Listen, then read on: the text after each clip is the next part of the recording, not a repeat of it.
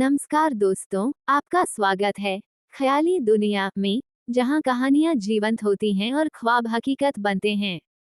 हम लाए हैं आपके लिए रोमांचक कहानियां, दिलचस्प किस्से और वो सब कुछ जो आपकी कल्पनाओं को नई उड़ान देगा। तो चलिए इस सफर की शुरुआत करते हैं और खो जाते हैं ख्याली दुनिया की रहस्यमय गलियों में। इस चैनल पर प्रस्तुत सभी कहानियां, पात्र और घटनाएं काल्पनिक हैं। इनका किसी भी व्यक्ति, घटना या स्थान से कोई संबंध केवल संयोग हो सकता है। हमारा उद्देश्य सिर्फ और सिर्फ आपका मनोरंजन करना है। चैप्टर 61, रोहिणी की नफरत। कैरवी और रोहिणी आमने सामने। दोस्तों, अगर आपको कहानी अच्छी लग रही है तो इसे लाइक, शेयर एंड सब्सक्राइब जरूर करें। चलिए अब आते हैं कहानी पर। कैरवी अभी सभा में आए सभी की बातें सुन ही रही थी, तभी महल का दरवाजा तेज आवाज से खुला। इसी के साथ सबको एक लड़की की खतरनाक आवाज सुनाई दिया। इस आवाज की सुन सब दरवाजे की ओर देखने लगे। वहां खड़ी लड़की को देख सभा में आए परियों और फरिश्ते की आंखों में डर दिखने लगा, शिवाय कैरवी, गुरु माँ, राजा देवांश, रानी माया, रानी परी, रानी जया और राजा वासुकी को छोड़। उस लड़की को देख सब अपनी जगह से खड़ी हो गए, शिवाय कैरवी के। वह अपनी जगह पर बैठी ध्यान से उस लड़की और उसके हरकतों को देखने लगी। इस वक्त सबके सामने रोहिणी अपने चेहरे पर शैतानी मुस्कान लिए खड़ी उन सबको देख रही थी। इस वक्त वह खतरनाक के साथ एक कालित हसीना लग रही थी। ब्लैक गाउन के साथ ब्लैक क्राउन में इस वक्त वह हेल क्वीन लग रही थी। और यह सच भी था। सालों की तपस्या और कई परियों के बलि देने के बाद रोहिणी को कई तरह की काली शक्तियां मिला। इसी के साथ उसको हेल क्वीन की शक्तियां भी मिली। रोहिणी टक टक की आवाज कर महल के अंदर आई। सबके डरे चेहरे को देख वह जोर जोर से शैतानों के जैसे हंसने लगी। उसकी हंसी उसके जैसा ही खतरनाक था। इस वक्त रोहिणी के शरीर से एक अलग प्रकार के नकारात्मक ऊर्जा को वहां बैठा हर इंसान महसूस कर सकता था। अगले ही पल वहां खड़े लोगों को अपनी खतरनाक नजरों से देखते हुए बोली, अच्छा लगा तुम लोग के चेहरे पर खुद के लिए इतना खौफ देखकर, और यकीन मानो तुम लोग को ऐसे देख मुझे बहुत मजा आ रहा है। अब लग रहा है जैसे क्वीन अपनी सियासत में वापस आई है। फिर राजा देवांश के सामने खड़ा हो मुंह बनाकर बोली, क्या पिताश्री आपकी पुत्री सालों बाद घर आए और अपने उसका स्वागत भी नहीं किया? ये तो त्रिकुट की परंपरा नहीं है। लेकिन खैर छोड़िए, हम भी किसको ये सब बोल रहे हैं, जिसके लिए उनकी बड़ी बेटी कभी महत्व ही नहीं रखी। आपके लिए तो दुनिया में सिर्फ एक इंसान महत्व रखता है। बोल अपने आंखों में नफरत लिए उनको देखने लगी। देवांश अच्छे से समझ रहे थे रोहिणी किसके बारे में बोल रही है, लेकिन वह कुछ नहीं बोले। रोहिणी अपने चारों तरफ देखकर आगे बोली, हमने सुन कि आपकी प्रिय बेटी और हमारी प्यारी बहन राजकुमारी देवांशी वापस आ गई है, वो भी दूसरा जन्म लेकर। वैसे कहाँ है वो? कहीं ऐसा तो नहीं हमें देख डर से भाग गई? वैसे भी वह एक कमजोर इंसान ही तो है। बोल हंसने लगी। रोहिणी को अपने सामने देख देवांश, जो बहुत मुश्किल से अपना गुस्सा कंट्रोल कर रहे थे, लेकिन जब वह रोहिणी के मुंह से अपनी बेटी देवांशी के लिए ऐसी बातें सुने तो उनसे अपना गुस्सा कंट्रोल नहीं हुआ और वह तेज आवाज में बोले, आपकी हिम्मत कैसे हुई अपने श्रापित और काली जुबान से हमारी बेटी का नाम लेने की? भूलिए मत, आपका हमसे और हमारे लोग से कोई रिश्ता नहीं है। इस नाते उनसे भी आपका कोई रिश्ता नहीं। इस नाते आप अच्छे से जानते हैं त्रिकुट की होने वाली अगली रक्षिका के बारे में। ऐसे सोचने का अंजाम क्या हो सकता है? सालों पहले आपको हमारी दुनिया से निकाल दिया गया था। देवांश की बात सुन रोहिणी को पिछली सारी बातें याद आने लगा, जिसे याद कर उसके चेहरे पर गुस्से और नफरत के भाव आ गए। वह नफरत से बोली, ओहो त्रिकुट महाराज! देवांश को गुस्सा आ गया जैसे ही बात अपनी लाडली बेटी पर आई। फिर हंसते हुए बोली, आपके लिए हमेशा से आपकी देवांशी की महत्वपूर्ण थी, और रही बात हमारी तो हमारा यकीन मानिए त्रिकुट छोड़कर जाना हमारी जिंदगी का सबसे अच्छा फैसला था। अब हमें किसी के सामने हाथ फैलाने की जरूरत नहीं, क्योंकि हम इतने शक्तिशाली हैं कि जो चाहे उसे पा सकते हैं। और रही बात आपके सिंहासन की, तो बहुत जल्द ये त्रिकुट हमारा होगा, लेकिन उससे पहले हम आज आपकी बेटी और अपनी प्यारी को देखने आए हैं। हम देखना चाहते हैं सालों पहले अपना शरीर और अपना लोक त्याग कर उसको नई जिंदगी में ऐसा क्या मिला, जो वह इतने सालों तक अपने जान से प्यारे त्रिकुट से दूर रही। फिर कैरवी का मजाक बनाते हुए बोली, सच में मैंने अपनी पूरी जिंदगी में आपकी बेटी से ज्यादा बेवकूफ इंसान नहीं देखा। कैसे कोई अपनी शक्तियों का त्याग, शरीर का त्याग, साथ ही इतने सालों तक खुद को दर्द दे सकती है, वो भी इन कमजोर परियों और मनुष्य के लिए। मैं भी क्या बोल रही हूँ इस वक्त, वह भी तो एक कमजोर इंसान है। और हमारा यकीन मानिए हम आपकी बेटी को जल्द ही इस जन्म से भी आजाद कर देंगे। रोहिणी की बात किसी को अच्छा नहीं लगा, सबको गुस्सा आने लगा। तभी महारानी माया जो कब से उसकी बातें सुन रही थी वह गुस्से में बोली, तुम जैसी लड़की कभी हमारी बेटी को समझ भी नहीं सकती और आप जिसे बेवकूफ़ी और कोमजूर बोल रही है ना, वह इस संसार की सबसे समझदार और शक्तिशाली लड़की है। वह अपने कर्तव्य और लोगों की सुरक्षा के लिए एक बार तो क्या 1000 बार खुद को तकलीफ दे सकती है, लेकिन यह बातें आपको समझ नहीं आएगी क्योंकि आप एक स्वार्थी और एहसान फरामोश लड़की है। वही रानी माया की बात सुन सब हासिरहा में हिला दिए, जिसे देख रोहिणी बोली, मान लिया आपकी प्यारी बेटी बहुत महान है, लेकिन इस वक्त वह कहाँ छुप कर बैठी है, क्या वह मुझसे डर गई? खैर डरना भी चाहिए हमारे सामने, जब आप लोग जैसे शक्तिशाली लोग कुछ नहीं कर पाए तो वह मनुष्य क्या ही कर लेगी। बोल हंसने लगी। तभी उसके कानों में एक मीठी मगर सर्द आवाज आई। यह आवाज सुन रोहिणी आवाज आने के दिशा में देखने लगी। तभी रोहिणी की नजर अपने सामने से आ रही राजकुमारी देवांशी पर पड़ी। उसको देख रोहिणी की आंखें गहरी और चेहरे पर हल्का डर देखने लगा। कैरवी का चेहरा काफी हद तक उसके पीछे चेहरे से मिलता था, इसलिए उसको सब पहचान गए। इस वक्त कैरवी का ऑरा रोहिणी से कई ज्यादा पावरफुल लग रहा था, जिसे महसूस कर रोहिणी को हल्का डर लगने लगा। कैरवी रोहिणी की तरफ आते हुए, वाली हमें नहीं पता था हमारी बड़ी बहन हमारे बारे में इतने नेक विचार रखती है, अगर पता होता तो आपको आपका इनाम बहुत पहले दे देते। आखिरकार आप हमारी बड़ी बहन जो है, बोल एकदम रोहिणी के सामने आ गई। अचानक कैरवी के सामने आने से रोहिणी 4 कदम पीछे हट गई। ये देख कैरवी के चेहरे पर डेविल मुस्कान आ गया और वह बोली, अरे ये क्या हुआ, आप तो हमारे आते ही अपने कदम पीछे ले ली। इतना डरना हेल क्वीन पर शोभा नहीं देता, ऐसे में आपको कैसे पता चलेगा आपकी बहन कमजोर है या फिर? बोल अपनी एक आंख विंद कर दी। इस वक्त कैरवी के चेहरे पर अजीब मुस्कान थी। ये देख रोहिणी की आंखें बड़ी हो गई। उसको अपने सामने खड़ी कैरवी की बातों पर यकीन नहीं हुआ। वह एकदम से गुस्से में बोली, तुम देवांशी नहीं हो सकती, चाहे कुछ भी हो वो कभी मुझसे इस तरह से बात नहीं कर सकती। उसके दिल में सबके लिए आदर और सम्मान की भावना था और वह अपनी बड़ी बहन से बहुत प्यार करती थी। ये सुन कैरवी मुस्कुराते हुए बोली, आपने सही कहा, जिस देवांशी को आप वर्षों पहले जानती थी वह देवांशी कब की मर चुकी है। इस वक्त आपके सामने कैरवी रिजावत और त्रिकुटी रक्षिका खड़ी है। कैरवी अपने और अपने लोगों के साथ गलत करने वालों को उनके किए की सजा बहुत खतरनाक तरीके से देती है, जिसका पता आपको बहुत जल्द चलेगा। हमारे लिए कल भी हमारा कर्तव्य सबसे पहले था और आज भी सबसे आगे है। कल भी अपने दुश्मन के लिए देवांशी काल का स्वरूप थी और आज भी है। फिर उसके थोड़ा नजदीक आकर बोली, आपको तो याद ही होगा कैसे हम अपने दुश्मनों को दर्दनाक मौत देते थे, और हमारा यकीन मानिए अब हम अपने दुश्मनों को उस वक्त से 100 गुना ज्यादा खतरनाक मौत देते हैं। ये सुन रोहिणी ऊपर से नीचे तक एक पल के लिए कौंप गई। वह कैसे भूल सकती है कितना खतरनाक तरीके से देवांशी अपने दुश्मनों को मरती थी। रोहिणी की आंखों में डर देख सबके चेहरे पर मुस्कान आ गया, लेकिन अगले ही पल सबको रोहिणी के हंसने की आवाज आई। वह हंसते हुए कैरवी से बोली, कुछ भी बोलो लेकिन मुझे तुम्हारा ये रूप काफी पसंद आया। फिर आगे बोली, बड़ी बहन होने के नाते एक सलाह देती हूँ, अभी भी वक्त है, जहाँ से आए हो वही चली जाओ, क्योंकि ना त्रिकुट कल तुम्हारा हुआ और ना ही आज तुम्हारा होगा। बहुत जल्द ये सब कुछ हमारा होगा। फिर सबको देख अपनी खतरनाक आवाज में कैरवी से बोली, हम भी देखना चाहेंगे आखिर त्रिदेव के द्वारा तुम्हें मिले इस नई जिंदगी में कितना दम है, कितने देर तक हमारे सामने टिक सकती हो। कल सबके सामने हम इस सिंहासन पर पूरे अधिकार से बैठ त्रिकुट की महारानी बनेगी, अगर हिम्मत है तो रोक को दिखाओ। बोल शैतानों के जैसे हंसते हुए महल से निकल गई। वही उसकी बात सुन सबके चेहरे पर परेशानी के भाव आ गए। वही कैरवी का चेहरा बिल्कुल शांत था। तो क्या करेगी रोहिणी? क्या करने वाली है कैरवी? क्या रोहिणी का सपना पूरा होगा? कैसे बचाएगी कैरवी अपने लोगों को? स्माइलिंग फेस चैप्टर 62 रोहिणी की शक्तियों का सच, कैरवी का प्लान। कमेंट कर जरूर बताएं आपको कहानी कैसी लग रही है। चलिए अब आते हैं कहानी पर।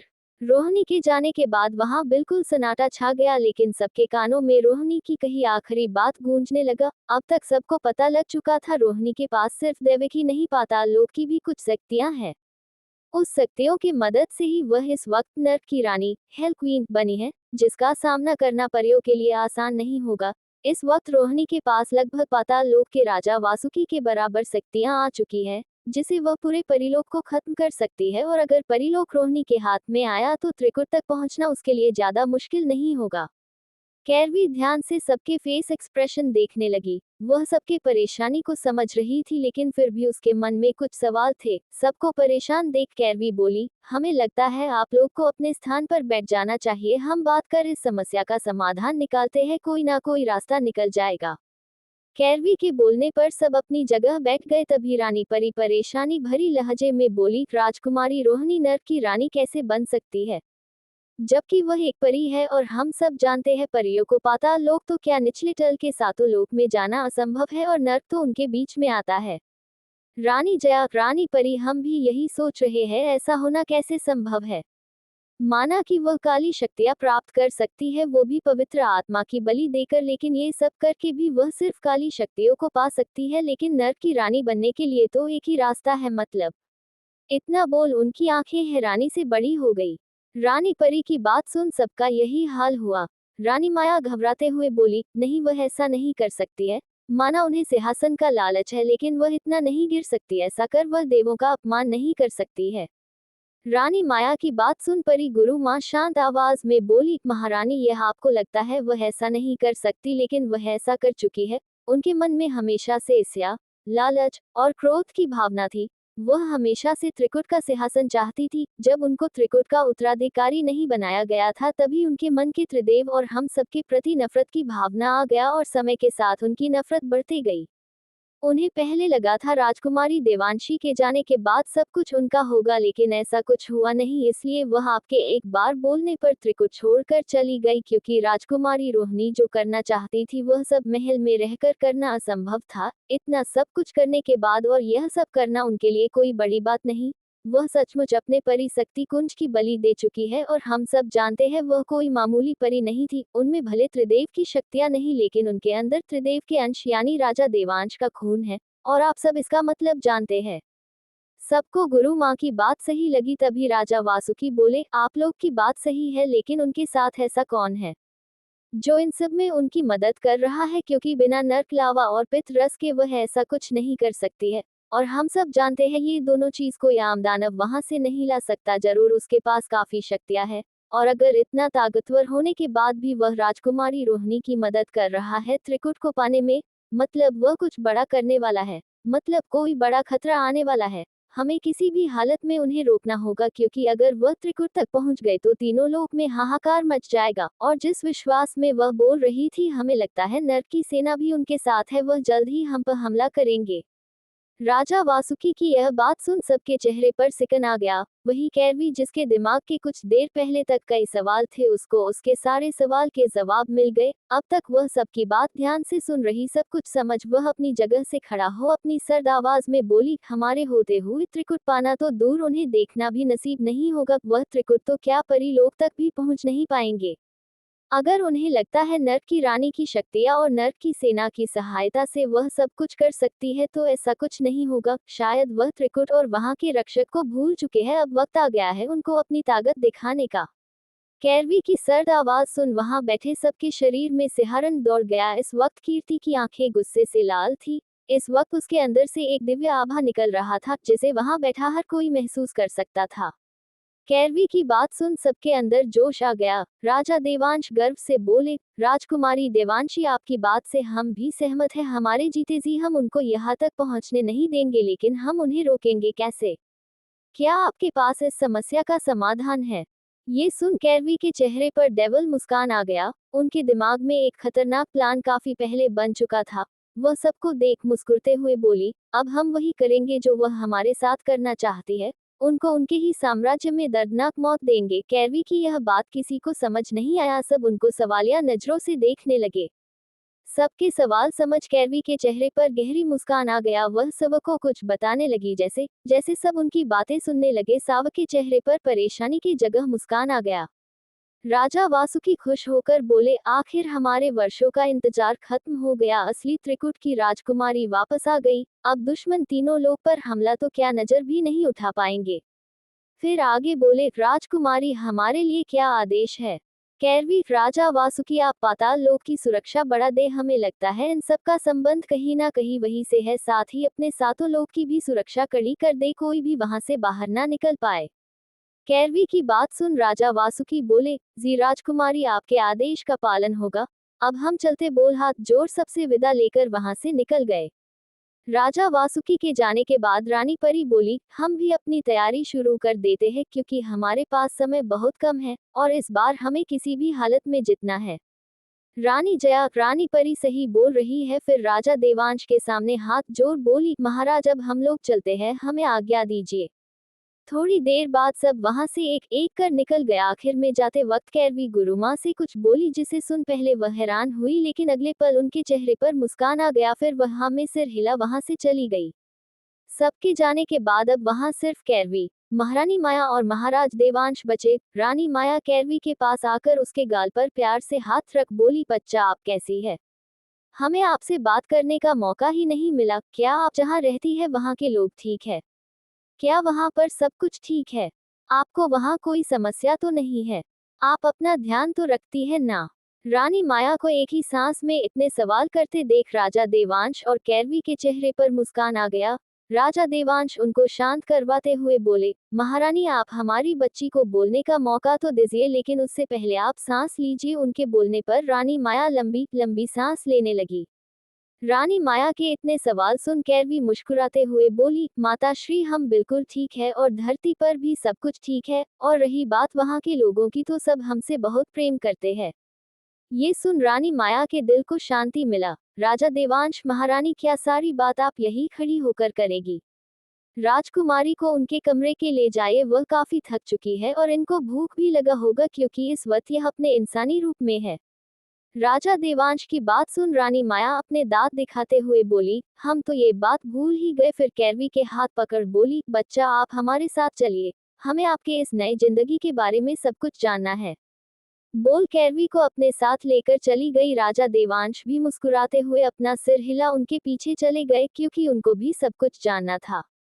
तो क्या होगा रानी माया और राजा देवांश का रिएक्शन कैरवी के पास्ट को जानकर? क्या करने वाली है रोहिणी? और कैरवी अपने लोग को बचाने के लिए क्या करेगी? क्या है रोहिणी की शक्तियों का राज? Smiling face, smiling face, smiling face. Chapter 63, Rani Maya का इमोशनल होना, कैरवी और रोहिणी की लड़ाई। चलिए अब आते हैं कहानी पर। सबके जाने के बाद कैरवी महारानी और महाराज के साथ महल के अंदर उनके कमरे में चली गई। दोनों को कैरवी के नए जिंदगी के बारे में जानना था। महाराज और महारानी के दिमाग में कई तरह के सवाल आ रहे थे, जैसे कौन है कैरवी के माता पिता, कैसा है उनका बर्ताव उनकी राजकुमारी के साथ, धरती पर सबके साथ वह कैसे रहती है। कैरवी दोनों के भावनाओं को समझ उन दोनों को अपने पास्ट लाइफ और अपने फैमिली के बारे में कुछ बातें बताई, जिसे जानने के बाद उनको दुख खुशी दोनों हुआ। कैरवी की एक पूरी और दूसरी आधी जिंदगी भले ही कैद में बीती थी, लेकिन उसको काफी कुछ पता था। कैरवी के प्यार और परिवार को जान जहां महाराज महारानी को खुशी हुई, वही उसकी जिंदगी के दूसरे पहलू को जान दुख हुआ। लेकिन वह दोनों जानते थे, जो हुआ उसके पीछे बहुत बड़ी वजह थी जिसका पता समय आने पर चलेगा। उनकी चिंता काफी हद तक दूर हो गई। महारानी माया सब कुछ जान काफी ज्यादा इमोशनल हो गई। वह अपनी बेटी को एक पल के लिए छोड़ना नहीं चाहती थी। आखिर छोड़े भी क्यों? उन्होंने अपनी बेटी का इंतजार वर्षों तक जो किया था। ऐसे ही 2 दिन बीत गया। इन 2 दिनों में जहां एक तरफ कीर्ति अपनी त्रिकुटी सेना को आगे होने वाले जंग के लिए तैयार करने लगी, क्योंकि उसको अच्छे से पता था आगे कुछ बहुत भयानक होने वाला है, साथ ही अपने परिवार और अपने त्रिकुट वासियों के साथ समय बिताने लगी। अपनी पुरानी जिंदगी को पाकर कैरवी के चेहरे पर एक अलग मुस्कान था, लेकिन उसके साथ कैरवी को अपने नए परिवार की भी याद आ रही थी। वही दूसरी तरफ रोहिणी 2 दिन से नर्क देव को खुश करने के लिए पूजा कर रही थी। इस पूजा में उसका साथ उसके गुरु यानी तांत्रिक दे रहा था। ये पूजा रोहिणी और तांत्रिक दोनों के लिए बहुत जरूरी थी, क्योंकि इस पूजा के बाद जहां रोहिणी को कुछ खास शक्तियां मिलने वाली थी, वही तांत्रिक अपना मकसद पूरा करने वाला था, जिसका कोई आइडिया रोहिणी को नहीं था। आखिर 2 दिन बाद रोहिणी को उसके इंतजार का फल मिला। उसको जो चाहिए वह मिल गया। रोहिणी एक घमंड भरी आवाज में तांत्रिक से बोली, गुरुजी, आखिर हम अपने मकसद में कामयाब हो ही गए। अब हमें त्रिकुट की महारानी बनाने से कोई नहीं रोक सकता, वह देवांशी तो क्या खुद त्रिदेव भी नहीं। रोहिणी की बात सुन तांत्रिक के चेहरे पर शैतानी मुस्कान आ गया। वह रोहिणी को देख अपने मन में बोला, क्या ये लड़की सच में एक राजकुमारी है? त्रिकुट की राजकुमारी होने के बाद भी यह इतना बेवकूफ कैसे हो सकती है? इसे क्या लगता है अगर इसे लगता है इन शक्तियों को पाकर यह राजकुमारी देवांशी को हरा त्रिकुट का सिंहासन पा सकती है, तो इससे बड़ा बेवकूफ पूरे संसार में नहीं है। अगर मेरे मकसद को पूरा करने में इसकी जरूरत ना होती तो सबसे पहले इसको मरता। फिर हंसते हुए बोला, खैर जो भी हो उसमें फायदा मेरा ही है, त्रिकुट मिले या ना मिले, लेकिन मैं अपने मकसद में आखिरकार कामयाब हो ही गया। अब उन्हें आजाद होने से कोई नहीं रोक सकता। जिन लोगों के कारण उसको वह कैद मिला, आज उन्हीं के अंश के कारण उनको आजादी मिलेगा। तांत्रिक अपने मन में सोच ही रहा था, तभी रोहिणी तेज आवाज में बोली, गुरुदेव आप क्या सोच रहे हैं? आपने हमारे सवालों का जवाब क्यों नहीं दिया?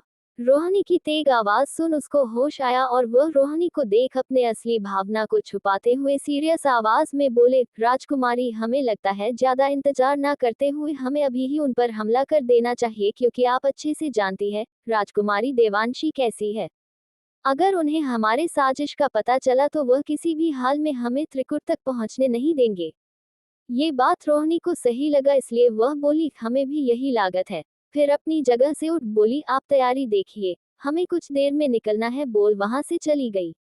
रोहिणी के जाने के बाद तांत्रिक अपने हाथ में लिए एक छोटे से पत्थर को वहां जल रहे हवन कुंड में डाल जोर जोर से हंसते हुए बोला, अब मैं रहूं या ना रहूं, लेकिन मेरे मालिक उस कैद से आजाद जरूर होंगे। मैंने अपना वादा पूरा किया, बोल उस जगह से बाहर निकल गया।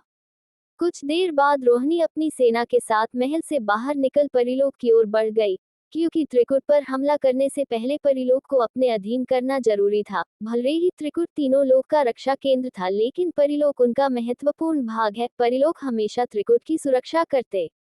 जैसे ही रोहिणी और उसकी सेना दक्षिण जंगल को पार कर परिलोक के सीमा के पास पहुंची, वहां का नजारा देख रोहिणी की आंखें हैरानी से बड़ी हो गई। वही हाल तांत्रिक और बाकी लोग का हुआ। रोहिणी उसी हैरानी में जोर से बोली, तुम लोग यहाँ क्या कर रहे हो? रोहिणी की तरह उनके पास खड़ा तांत्रिक भी हैरानी से अपने सामने का नजारा देखकर, लेकिन कुछ देर बाद वह शांत हो गया, क्योंकि शायद उसको इस बात का अंदाजा हो गया था।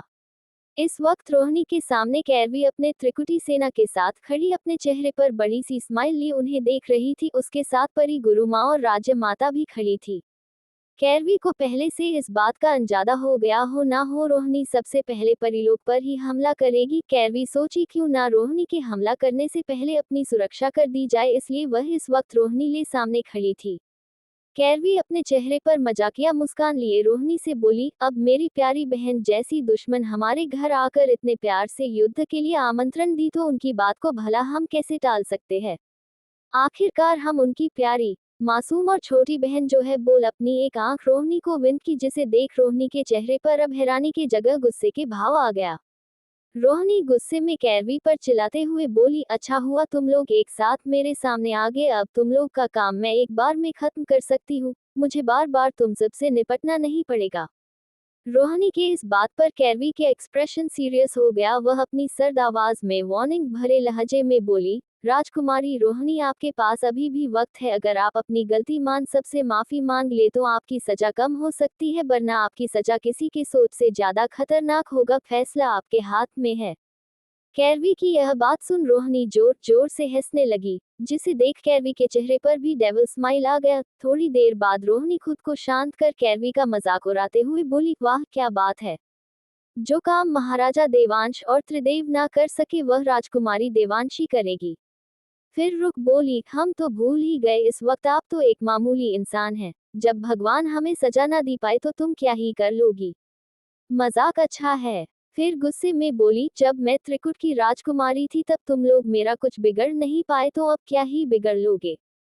भूलो मत, तुम्हारे सामने इस वक्त हेल क्वीन खड़ी है। बस अब बातें बहुत हो गया, अब मैं तुम्हें दिखाती हूँ हेल क्वीन की पावर। बोल अपनी नर्क की सेना को त्रिकुट की सेना पर हमला करने को बोली। रोहिणी के इशारा मिलते हैं नर की सेना परियों पर आक्रमण कर दिए। ये देख कैरवी अपने हाथ में तलवार लिए लड़ाई के लिए तैयार हो बोली, अगर तुम यही चाहती हो तो यही सही। बोल उन पर हमला कर दी। कुछ ही देर में वहां परियों और राक्षसों में घमासान लड़ाई होने लगा। गुरु माँ तांत्रिक से लड़ने लगी, वही राज्य माता नर की सेना से। इन सब से अलग कीर्ति और रोहिणी के बीच काफी खतरनाक लड़ाई होने लगा। रोहिणी को जो शक्तियां आज मिली उसके कारण वह कैरवी को बराबर की टक्कर दे रही थी। उनके लड़ाई से पूरा परिलोक हिलने लगा। आखिर रोहिणी भी हेल क्वीन थी, उसके पास भी बहुत सी शक्तियां थी।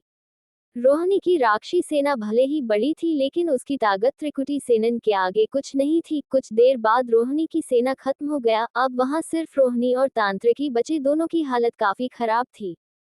कौन जीतेगा इस जंग में? क्या होगा रोहिणी का सजा? कब जाएगी कैरवी अपने घर? दिल दिल दिल दिल। चैप्टर 64 रोहिणी को मिला दर्दनाक सजा, तांत्रिक का सच कैरवी के सामने।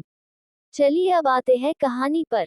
रोहिणी अपने सेना के साथ कैरवी और बाकी परियों पर हमला कर दी। उसको हमेशा से विश्वास था उसकी नरकी सेना के आगे त्रिकुट सेना कुछ नहीं है, क्योंकि पहले भी वह उनको हरा चुकी थी। लेकिन रोहिणी शायद ये भूल गई उस वक्त उनकी रक्षिका उनके साथ नहीं थी। अब वक्त बदल गया। शुरू से रोहिणी को हर तरह की शिक्षा मिली और वह हर तरह से परिपूर्ण थी। लेकिन उसके मन में हमेशा से लालच, ईर्ष्या, क्रोध और नफरत की भावना थी, जो किसी भी परी में नहीं होना चाहिए। देवांशी और महाराजा देवांश के बाद अगर त्रिकुट में शक्तिशाली थे तो वह रोहिणी थी। ये बात सब जानते थे, इसलिए वह सब पर भारी पड़ती। त्रिकुटी सेना राज्य माता के साथ मिलकर कुछ ही देर में पूरे नरकी सेना का खात्मा कर दिए। वही गुरु माँ तांत्रिक को बहुत ज्यादा घायल कर चुकी थी। वह जमीन पर अधमारी हालत में पड़ा तड़प रहा था।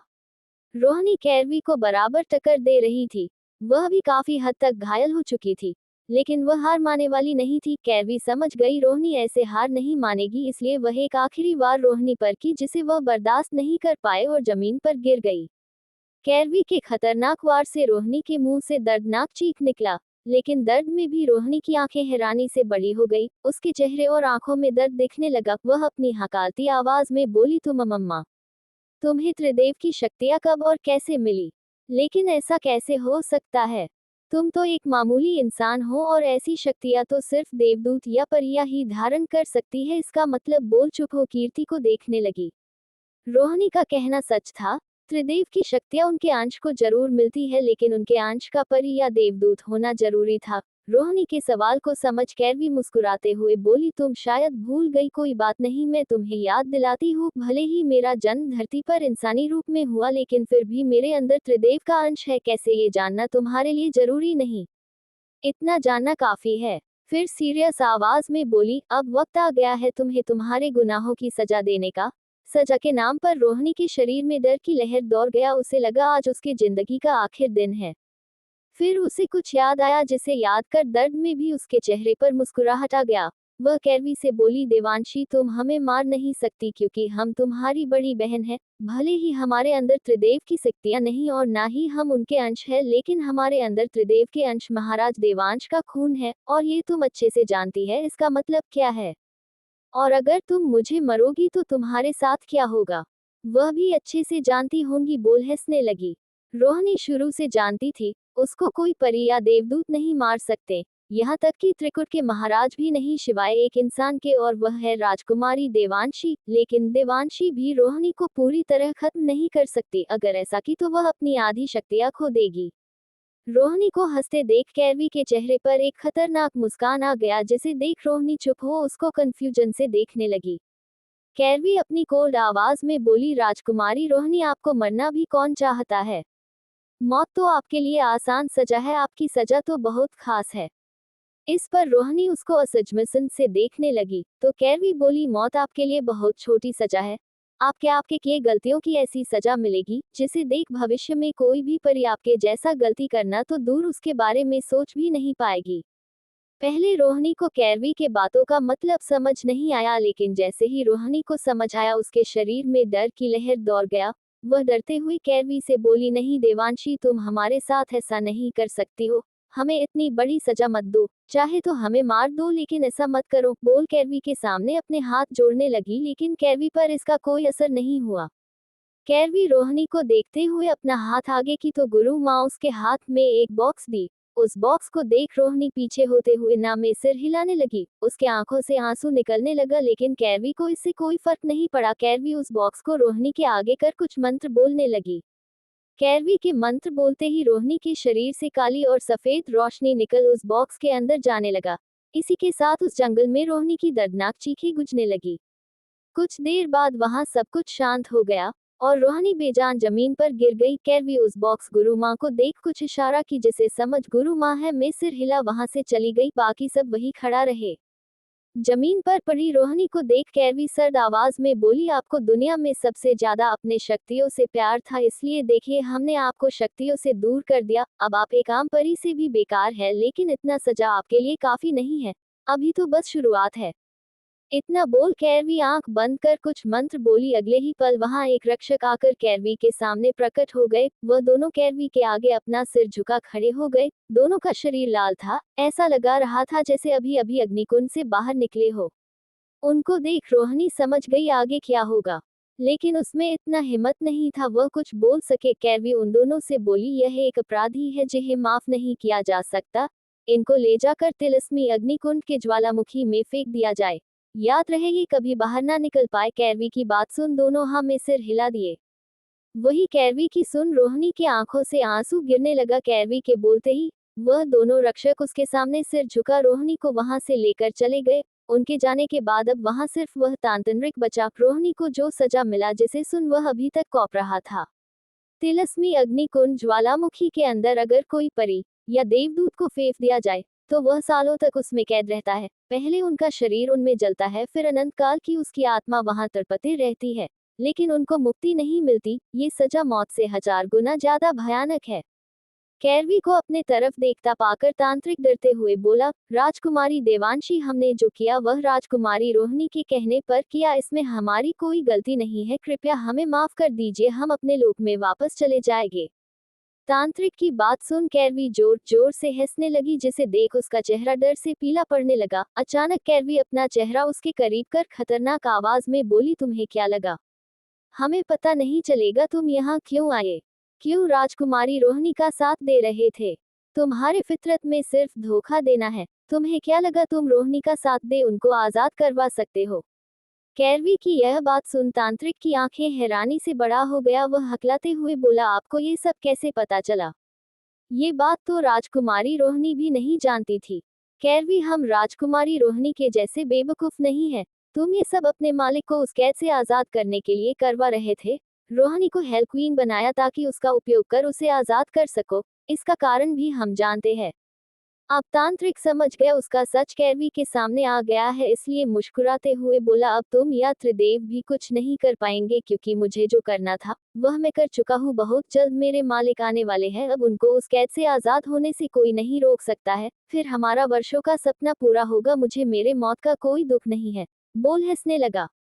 इतना कुछ सुन भी कैरवी मुस्कुराते हुए बोली, तुम्हें लगा जो तुम कर रहे हो वह तुम्हारी मर्जी है, लेकिन अफसोस सच तक तुम कभी पहुंच नहीं पाओगे, और अब ना ही तुम्हारे पास वक्त है। बोल एक झटके में उसका सिर धड़ से अलग कर दी। इन वक्त कैरवी के चेहरे पर खून लगा था। वह काफी खतरनाक लग रही थी। कैरवी अपनी कोल्ड आवाज में बोली, अगर कोई हमारे लोगों पर हाथ तो क्या अगर आंखें भी उठाया तो उसका सामना देवांशी नहीं कैरवी से होगा। देवांशी के दिल में रहम है, लेकिन कैरवी बेरहम है। आज मुझे अपने इस जीवन का असली मकसद समझ आया। क्या है कैरवी के नए जिंदगी का मकसद? कौन आने वाला है? क्या होगा आगे? कब जाएगी कैरवी सबके पास? चैप्टर 65 आने वाला खतरा। राधिका जी का पार्टी के लिए मना करना। चलिए अब आते हैं कहानी पर। रोहिणी और तांत्रिक को अपने किए गुहानों का सजा देने के बाद वहां का बाकी काम खत्म कर कैरवी राज्य माता और अन्य परियों के साथ परीलोक के लिए निकल गई। जाने से पहले त्रिकुटी सेना को वापस त्रिकुट जाने का आदेश दे दी। कैरवी से आदेश मिलते ही त्रिकुटी सेना वापस त्रिकुट के लिए निकल गई। आज परीलोक और एंगल्स वर्ल्ड में चारों तरफ खुशी का माहौल था। सबके चेहरे पर सुकून भरी मुस्कान थी। सारी परियां और फरिश्ते खुशियां मना रहे थे। सालों बाद उनको अपने दर्द और भय से आजादी मिला था। इस समय परीलोक में वैसा ही माहौल था जैसा राजकुमारी देवांशी के रहते हुए वर्षों पहले रहता था। परीलोक राजमहल। इस वक्त कैरवी, गुरु माँ, रानी परी, राज्यमाता और रानी जया के साथ परीलोक के राजमहल में बैठी कुछ महत्वपूर्ण मुद्दे पर बात कर रही थी। सबके चेहरे पर सीरियस एक्सप्रेशन था। रानी परी परेशानी भरे लहजे में बोली, अब आगे क्या होगा? भले ही राजकुमारी रोहिणी नाम की संकट हमारे सिर से हट चुका है, लेकिन उससे बड़ा संकट सिर्फ परीलोक नहीं पूरे संसार पर आने वाला है, और यह संकट हमारी खुशहाल दुनिया तबाह करने की ताकत रखता है। रानी जया, आपका कहना सत्य है रानी परी। हम सब जानते हैं हजारों वर्ष पूर्व त्रिकुट की पहली रक्षिका महारानी यामानी अपनी जान की बलि देकर उस खतरनाक दानव को बंधन में बंधी उस जगह पर कैद की थी। अगर महारानी ऐसा नहीं करती तो वह तीनों लोक में हाहाकार मचा देता, लेकिन आज राजकुमारी रोहिणी की एक गलती के कारण वह खतरा किसी भी वक्त हमारे सामने फिर से आ सकता है, वो भी पहले से विकराल रूप लेकर। रानी जया और रानी परी की बात सुन जहां राज्य माता और गुरु माँ के चेहरे पर सिकन आ गया, वही कैरवी को कोई फर्क नहीं पड़ा। वह शांति से बैठी उनकी बातें सुन रही थी। उनकी बात खत्म होने के बाद कैरवी अपनी शांत मगर भारी आवाज में बोली, अगर वह तांत्रिक राजकुमारी रोहिणी के मदद से ऐसा नहीं करता, फिर भी उसे बाहर आने से हम तो क्या ईश्वर भी नहीं रोक पाते। उनका समय सीमा पूरा होने वाला था। कैरवी की बात रानी जया और रानी परी को समझ नहीं आया, लेकिन राज्य माता और गुरु माँ को काफी हद तक समझ आ गया। रानी परी कंफ्यूजन से बोली, राजकुमारी आप कहना क्या चाहती है? और अगर वह तांत्रिक राजकुमारी रोहिणी के खून और उनके शक्ति कुंज के अंश की आहुति नहीं देता तो वह दानव उस कैद से कैसे आजाद हो सकता था? उसे पाताल लोक के निचले स्तर में जिस खास कैद में रखा गया है, वहां देवता और दानव दोनों नहीं जा सकते हैं। रानी परी की बात कैरवी बोली, रानी परी आपका सोचना सत्य है। उसे भले ही खास तरह के कैद में रखा गया है, लेकिन वह हमेशा के लिए नहीं था। वह कभी ना कभी उस कैद से बाहर निकलता ही। आपको आज से हजारों वर्ष पूर्व आदि देव की भविष्यवाणी याद होगा, अगर किसी का जन्म हुआ है तो उसका मौत निश्चित है। उसी प्रकार उस वक्त उसे कैद करना जरूरी था। उसे भले ही कोई मार नहीं सकता था, लेकिन कैद किया जा सकता था, जो महारानी यामानी अपनी जान देकर की थी। लेकिन अब वह बंधन कमजोर होने लगा है। अगर तांत्रिक उसे आजाद ना करता तो भी वह खुद उस कैद से आजाद हो सकता है, क्योंकि उसकी शक्ति अब उस कैद से कहीं ज्यादा है। कैरवी की पूरी बात सुन रानी परी और रानी जया के चेहरे पर परेशानी के भाव आ गया। रानी जया, तो राजकुमारी हमें आगे क्या करना होगा? हम सब अच्छे से जानते हैं, अगर वह आजाद होगा तो उसका सबसे पहला निशाना परीलोक होगा, और सबसे बड़ी बात, उससे हम परिया तो क्या अन्य 7 लोक के दानव भी सुरक्षित नहीं है। हमें पाताल लोक के राजा वासुकी से जल्द ही बात करना होगा। रानी जया की बात सुन कैरवी मुस्कुराते हुए बोली, रानी जया आप परेशान ना हो। वह पहले भले ही परीलोक तक पहुंच गया था, लेकिन इस बार वह ऐसा कर नहीं पाएगा। फिर गुरु माँ से बोली, गुरु माँ आप कल की तैयारी करिए। कल होने वाले पूजा के बाद हम परीलोक और त्रिकुट के साथ एंगल्स वर्ल्ड के चारों तरफ एक खास तरह का सुरक्षा चक्र बनाएगी, जिसके होते हुए कोई भी बुरी शक्तियाँ यहाँ आ नहीं पाएगी। फिर गुरु माँ और राज्य माता को कुछ समझाने लगी। सारी बात समझने के बाद गुरु माँ और राज्य माता वहां से निकल गई। उनके जाने के बाद कैरवी रानी परी और रानी जया के साथ त्रिकुट के लिए निकल गई, क्योंकि उसको वहां काम था। रजावत मेंशन का माहौल बिल्कुल शांति भरा था। आज कैरवी को गए पूरा 1 महीना हो गया था। कैरवी कहाँ गई है इसके बारे में यहाँ किसी को कुछ भी पता नहीं था। जब 15 दिन पहले विक्रम और आर्यन वापस घर आए, तब उनके साथ कीर्ति को ना देख अरुण, अर्पित, राधिका जी और मेनका जी, कैरवी की दादी, परेशान होकर उनसे काफी सवाल किए। इनके काफी पूछने के बाद चंद्रकांत उनको कैरवी का सच बताए, साथ ही सबको इस बात का किसी के सामने जिक्र करने से भी मना किए, क्योंकि अगर किसी को कैरवी, आर्यन, विक्रम, प्रतीक्ष या अभिषेक जी का सच पता चला तो इनके लिए खतरा हो सकता है। सब ये बात समझ रहे थे, इसलिए घर में कोई इस बारे में बात नहीं करते, लेकिन सबके दिल में कैरवी को वापस खो देने का डर बैठा था। सुबह का वक्त, राधिका जी डाइनिंग टेबल पर सबके लिए नाश्ता लगा रही थी। उनके चेहरे पर गहरी उदासी था। थोड़ी देर बाद घर के बाकी मेंबर आकर टेबल पर बैठ गए। आरुण जैसे ही डाइनिंग टेबल पर बैठा, वैसे ही उसके नाक में टेस्टी टेस्टी खाने की खुशबू आया। मैं बताना भूल गई, लेकिन आरुण 1 नंबर का भूखर है। खाना इनका पहला प्यार है। आरुण एक्साइटेड होकर बोला, वाओ, जब खाने की खुशबू इतनी अच्छी है तो खाने में कितना अच्छा होगा, मुझसे तो इंतजार नहीं हो रहा है। फिर राधिका जी बच्चों के जैसा मुंह बनाकर बोला, प्लीज माँ जल्दी से खाना दो, वरना मेरे पेट के चूहे बाहर आ जाएंगे, फिर मैं कुछ खा नहीं पाऊंगा। आरुण को बच्चों के जैसा बर्ताव करता देख सबके चेहरे पर मुस्कान आ गया। आरुण उसका मजाक बनाते हुए बोला, हाँ माँ, इस भूखर को खाना दो, नहीं तो क्या पता इसके पेट के चूहे इसके पेट से बाहर निकल हमारे पूरे घर में कोहराम मचा देंगे। अब अर्पित की बात सुन सब हंसने लगे। राधिका जेड के चेहरे पर भी मुस्कान आ गया, जिसे देख सबके विक्रम जेड के दिल को शांति मिला। जब से कैरवी गई थी तब से राधिका जी उदास रहने लगी थी। उनको हंसने के लिए अर्पित और आरुण घर में ऐसे ही मस्ती करते रहते थे। आर्यन खाना खाते हुए सबसे बोला, तो कल के स्पेशल दिन का क्या प्लान है? कल होने वाली पार्टी का थीम क्या होगा? फिर अर्पित और आरुण से बोला, तुम लोग कुछ करने वाले हो या फिर मैं अपने अनुसार सारी तैयारी कर लूं। कल का नाम सुन अर्पित और आरुण के चेहरे पर बड़ी सी स्माइल आ गया। कुछ वही हाल चंद्रकांत जी और मेनका जी का था। कोई कुछ बोलते उससे पहले राधिका जी बोली, कल कोई पार्टी नहीं होगा। जब तक हमारी बच्ची नहीं आ जाती तब तक इस घर में कोई पार्टी नहीं होगा। इस पर मेनका जी बोली, लेकिन राधिका बेटा, कल आपकी और विक्रम की शादी की सालगिरह है। हर साल हम पार्टी करते हैं तो फिर इस साल क्यों नहीं। राधिका जी अपने आंखों में नमी लिए बोली, माँ हम जानते हैं आप सब इस दिन को सेलिब्रेट करना चाहते हैं, लेकिन हम क्या करें।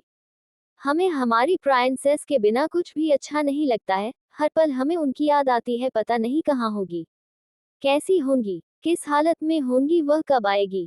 हमें कुछ भी पता नहीं है। तो आप ही बताएं, हम इस हालत में कैसे खुशियां मनाएं।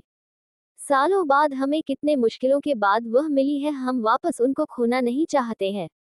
सब राधिका जेड की बात में दर्द महसूस कर सकते थे।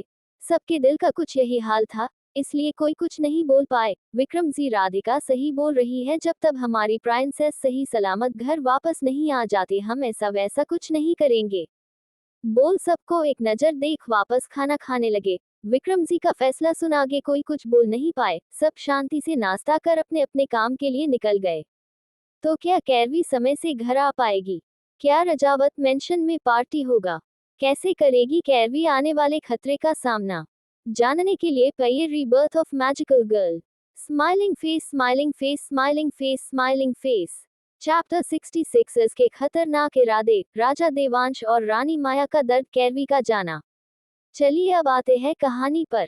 Castle origination. एज पोर्शन अपने लैब में काफी देर से एक एक्सपेरिमेंट कर रहा था। उसकी आंखें खून की जैसी लाल थी। वह लगातार 3 दिन और 3 रातों से लैब में बिना खाए पिए एक्सपेरिमेंट कर रहा था। यह एक्सपेरिमेंट उसके लिए काफी जरूरी था।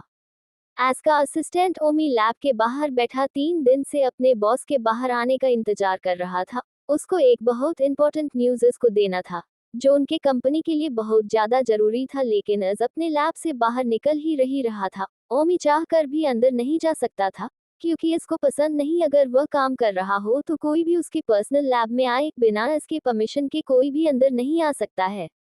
ओमी परेशान होकर अपने मोबाइल पर आए मेल को देखकर खुद से बोला, बॉस प्लीज जितना जल्दी हो सके आप बाहर आइए। अगर अभी आप नहीं आए तो हमारे हाथ से सब कुछ निकल जाएगा, और इस बार की प्रॉब्लम पहले ही कहीं ज्यादा बड़ी है। ये सिर्फ आप ही संभाल सकते हैं। ओमी अभी खुद से बात कर ही रहा था, अचानक उसको लैब से इसकी खुशी से चिल्लाने की आवाज आने लगा। इसी के साथ लैब का गेट खुला गया। लैब का गेट खुलते वह समझ गया उसको अंदर आने का परमिशन मिल गया। अंदर अज अपने हाथ में लिए सीसी को खुशी से देख रहा था। ओमी अंदर आते ही अज उस सीसी को देखते हुए अपनी भारी मगर खुशी भरी आवाज में बोला, ओमी तुम जानते हो इसमें क्या है? ओमी, नहीं बॉस, मुझे आइडिया नहीं है। एज अजीब तरह से मुस्कुराते हुए बोला, मैं भी तुमसे क्या पूछ रहा हूँ, तुम्हें कैसे पता होगा? कोई बात नहीं, मैं तुम्हें बताता हूँ। इसमें उस विक्रम रजावत की बर्बादी का हथियार है। पिछली बार भले ही वह अपनी बेटी को मेरे कहर से बचा लिया, लेकिन इस बार वह ऐसा कुछ नहीं कर पाएगा। ये सिरम जैसे ही अपना काम करेगा उसके खानदान की बर्बादी होने से कोई नहीं रोक पाएगा, और यह सब खुद उसकी जान उसकी बेटी करेगी। ओमी समझ गया ये सिरम जरूर कैरवी के लिए होगा। वह हमें सिर हिला दिया। तभी ओमी को कुछ याद, जिसे याद कर उसके चेहरे पर परेशानी के भाव आ गए। वह इससे परेशानी भरे लहजे में बोला, बॉस एक प्रॉब्लम हो गया है, जो हमारे लिए काफी बड़ी है, जिसे सिर्फ आप ही सॉल्व कर सकते हैं। प्लीज आप एक बार कंपनी चलिए। एज काम करते हुए बोला, पूरी बात बताओ। उसके बोलने पर ओमी 3 दिन में जो कुछ उनकी कंपनी में हुआ वह सब उसे बता दिया। सारी बात सुन इस गुस्से में पागल होने लगा। वह चिल्लाते हुए बोला, विक्रम रजावत, इस बार तेरी मौत मेरे हाथ से होगी, साथ ही तेरे पूरे खानदान को बर्बाद कर दूंगा। यह इसका तुझसे वादा है। फिर खुद के गुस्से को कंट्रोल कर ओमी से बोला, पता चला माफिया किंग हमें टारगेट क्यों कर रहा है? उसकी क्या दुश्मनी है हमसे? ओमी, नहीं बॉस, अभी तक हमें कुछ भी पता नहीं चला है, यहाँ तक कि माफिया किंग की रियल पहचान भी नहीं। लेकिन हमारे बहुत कोशिश करने के बाद आपकी मीटिंग उसके साथ फिक्स की है। अब उनसे बात करके ही हमें कुछ पता चल सकता है। एज तुमने सही किया, इस बार मैं खुद उससे बात करूंगा। बोल अपना काम करने लगा। ओमी वहीं पर खड़ा रहा। उसको खड़ा देख इस अपनी सर्द आवाज में बोला, क्या बोलना है? ओमी डरते हुए बोला, बॉस, बड़े सर का कॉल आया था, वह आपसे मिलना चाहते हैं, साथ ही वह चाहते हैं आप छोटे बॉस से मिले। एस कुछ सोचकर बोला, ठीक है, उन्हें बोल दो, मैं 2 दिन बाद उनसे मिलने आऊंगा, और अपने छोटे बॉस की सारी इन्फॉर्मेशन निकालो, मुझे कल तक सारी इन्फॉर्मेशन चाहिए। ओमी एस बॉस बोल लैब से निकल गया। एस वापस अपना काम करने लगा। त्रिकुट लोक। आज त्रिकुट महल और पूरे त्रिकुट को काफी खूबसूरती से सजाया गया था। हर तरह सिर्फ खुशी का माहौल था। परिया और देवदूत आने वाली खुशियों का दिल खोलकर स्वागत कर रहे थे। आज तीनों लोग खासकर त्रिकुट के लिए खुशी भरा यादगार दिन था, और हो भी ना क्यों। आज त्रिकुट की नई रक्षिका राजकुमारी देवांशी यानी कैरवी का राजाभिषेक जो था। आज के बाद कैरवी राजकुमारी से त्रिकुट की महारानी बनने वाली थी। त्रिकुट में भव्य महायज्ञ हो रहा था। इसमें शामिल होने देवलोक, परिलोक से महान पंडित आए थे। साथ देवलोक से कुछ देवता, देवदूत और परियां यहाँ होने वाले कार्यक्रम में भाग ले रहे थे। आज यहाँ नागलोक के राजा और पाताल लोक के राजा भी आए थे। महायज्ञ के शुरू होने से पहले कैरवी परिलोक और एंगल्स वर्ल्ड को एक खास तरह के सुरक्षा चक्र में बांध दी, जिसके होते हुए कोई दानव तो क्या कोई भी बुरी शक्तियां अंदर नहीं आ सकती है। त्रिकुट की सुरक्षा खुद त्रिदेव करते हैं, इसलिए कैरवी को यहाँ की चिंता नहीं थी। महायज्ञ खत्म होने के बाद कैरवी को त्रिकुट के सिंहासन पर बिठाया गया। महाराज देवांश कैरवी को त्रिकुट के राजा का ताज पहनाए। कैरवी के ताज पहनते ही आकाश से फूलों की बारिश होने लगा। चारों तरफ खुशियां खुशियां छा गया, सबके चेहरे पर मुस्कान आ गया। त्रिकुट के राज पुरोहित मुस्कुराते हुए कैरवी से बोली, तीनों लोक की रक्षिका और त्रिकुट की नई महारानी राजकुमारी देवांशी की जय हो। सब जय जयकार करने लगे। कैरवी जैसे ही हाथ उठाए सब शांत हो गए। कैरवी मुस्कुराते हुए सबसे बोली, हमें इतना प्यार और सम्मान देने के लिए आप सबका बहुत बहुत शुक्रिया। हमरा आप सबसे वादा है, हम त्रिकुट की रक्षिका देवांशी मारते दम तक अपने कर्तव्य का पालन करेंगे। हमारा पहला और आखिर कर्तव्य तीनों लोक की सुरक्षा करना है, यही हमारा धर्म है। कैरवी की बात सुन सबके चेहरे की मुस्कान दुगनी हो गई। कैरवी आगे अपनी सीरियस आवाज में बोली, हमारा आप सब से और खास कर महाराज देवांश से एक अनुरोध है, उम्मीद है आप हमारी बात समझेंगे। सब कैरवी को सवालिया नजरों से देखने लगे। तभी कैरवी सबको समझाते हुए बोली, जिस मकसद के लिए हमारा धरती पर पुनः जन्म हुआ था वह अभी बाकी है, इसलिए हमें वापस अपने कार्य को पूरा करने के लिए जाना होगा। फिर महाराज देवांश से बोली, महाराज देवांश, हम चाहते हैं हमारे यहाँ न रहने पर आप त्रिकुट की सारी जिम्मेदारी महाराज देवांश बनकर निभाए। फिर बाकी सबके ओर देखकर बोली, हमें उम्मीद है आप लोग हमारी इस बात का मान रखेंगे।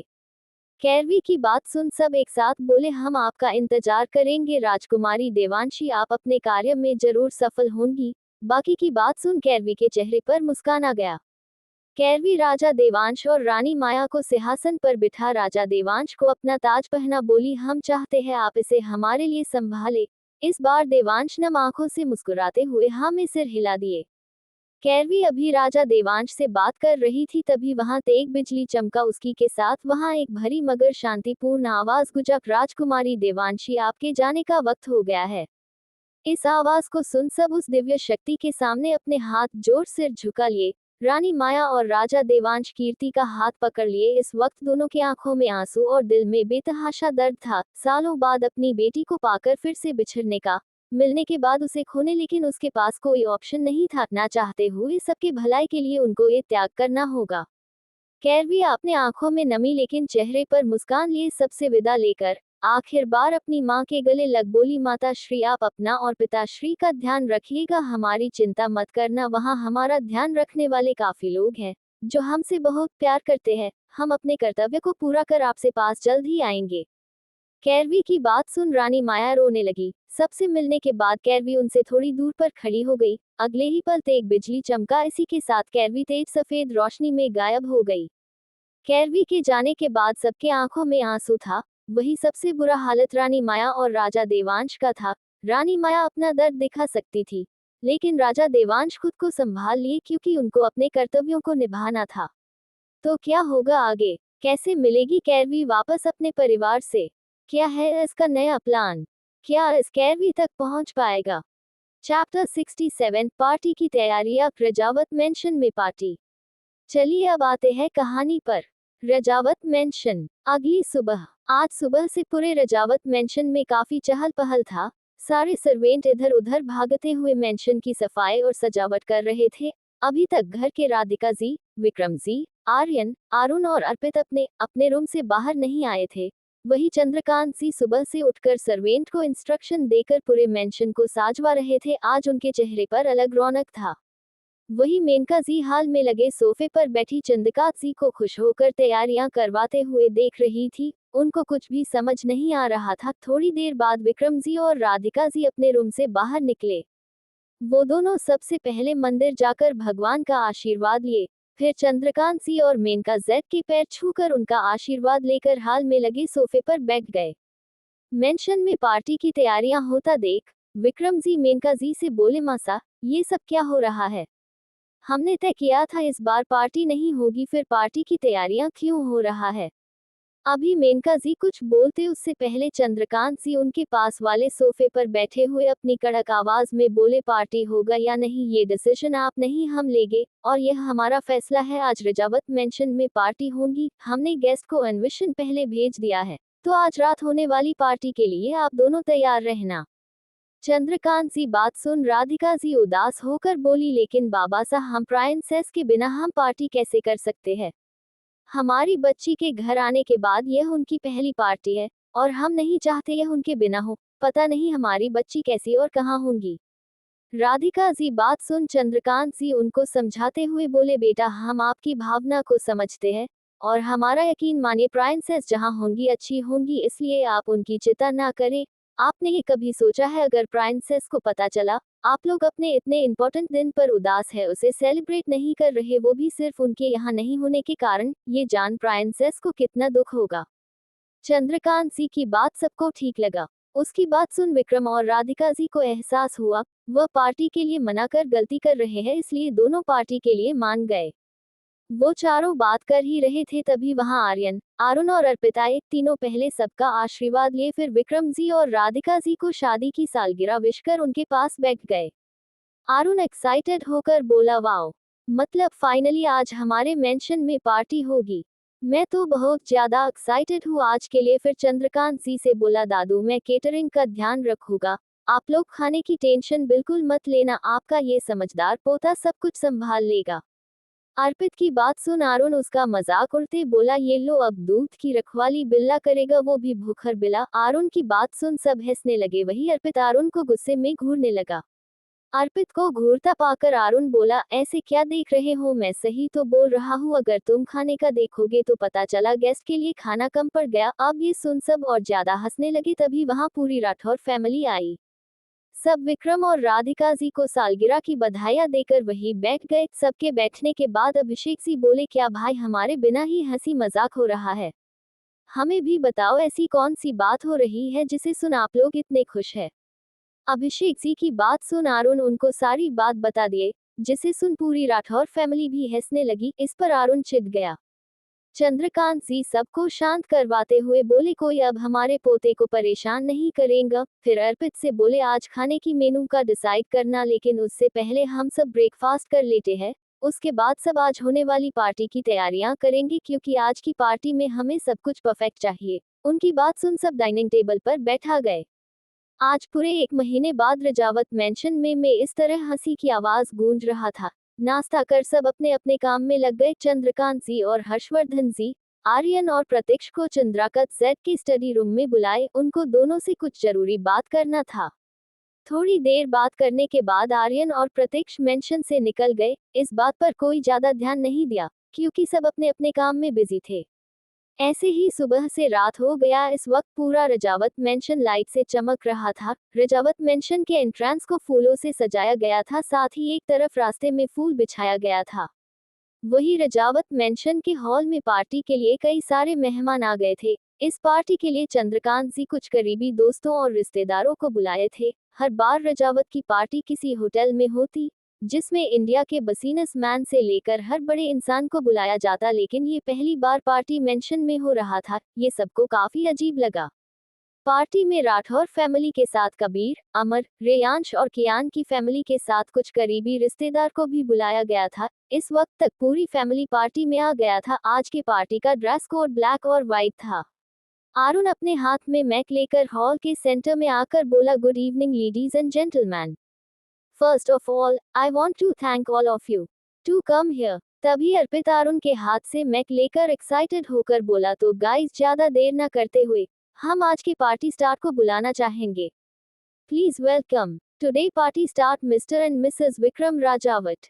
इसी के साथ पूरे हॉल में अंधेरा हो गया और फ्लैश लाइट सीढ़ियों पर गया, जहां से विक्रम और राधिका जी एक दूसरे के हाथ पकड़े मुस्कुराते हुए नीचे आ रहे थे। दोनों के नीचे आते ही सब जोर जोर से तालियां बजाने लगे।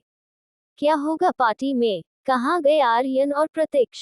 क्यों हुआ रजावत मेंशन में पार्टी? Smiling face smiling face smiling face.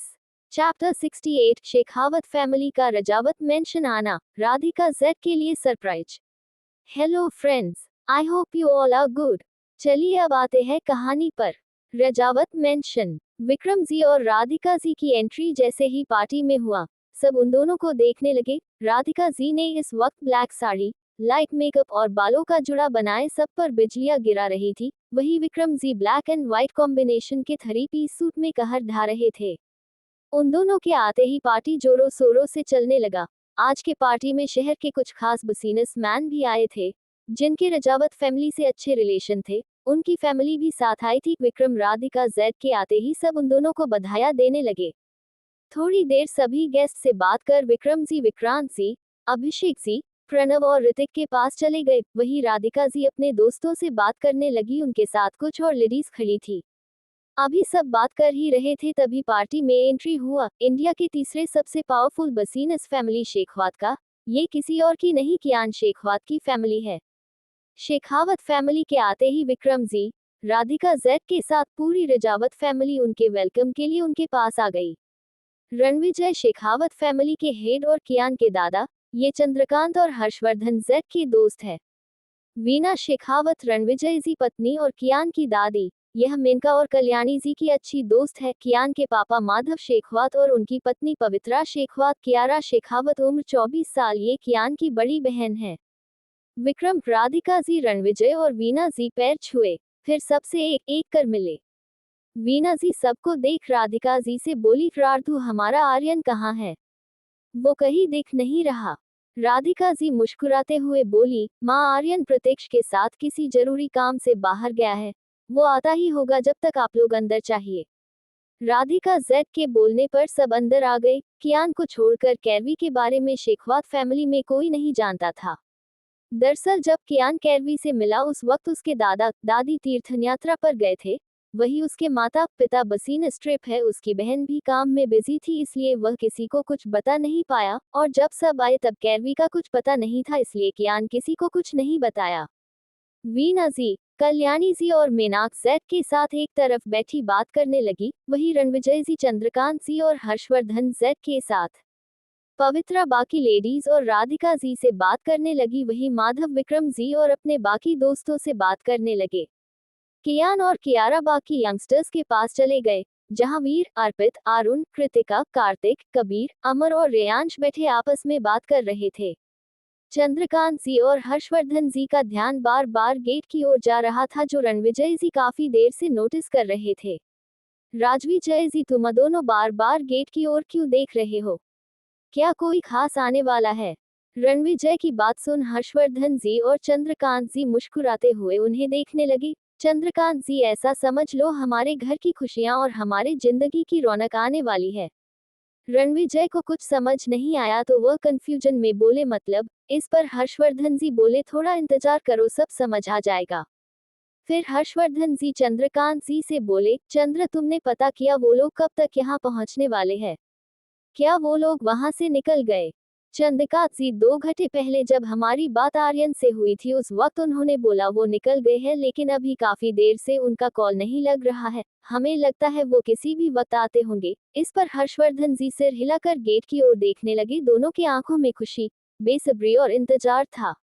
Kritika सबको बातें करता देख चिढ़कर बोली, पार्टी कितनी बोरिंग लगा रही है। इस पर कियारा बोली, वो तो है, सब खुद में बिजी है। कियारा की बात सुन कृतिका एक्साइटेड होकर बोली, दी क्यों ना पार्टी में तड़का लजाया जाए। इस पर सबके आंखों में चमक आ गया।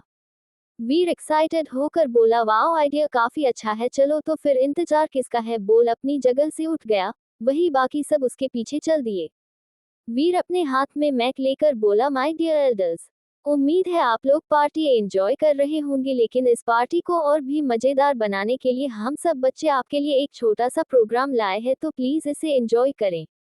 म्यूजिक। कियान अपने हाथ में गिटार लिए मुस्कुराते हुए गाना शुरू किया। देखो देखो है शाम बड़ी दीवानी, धीरे धीरे बन जाए ना कोई कहानी। अर्पित और आरुण एक साथ डांस करते हुए। देखो देखो है शाम बड़ी दीवानी, धीरे धीरे बन जाए ना कोई कहानी। वीर और अभिषेक डांस करते हुए। दिलवर दिकस है दिलदार नजारे है, आज जमी पर उतरे कितने सितारे हैं। कियारा और कृतिका एक साथ। अक्ल हो होश नवी दनाम, दिल है और जानम, बस दीवानगी दीवानगी दीवानगी है। कबीर डांस करते हुए सबके बीच अकार, ना कोई रहा जम ना रहबर, ये इल्जाम लगे किस पर, बस दीवानगी दीवानगी दीवानगी है।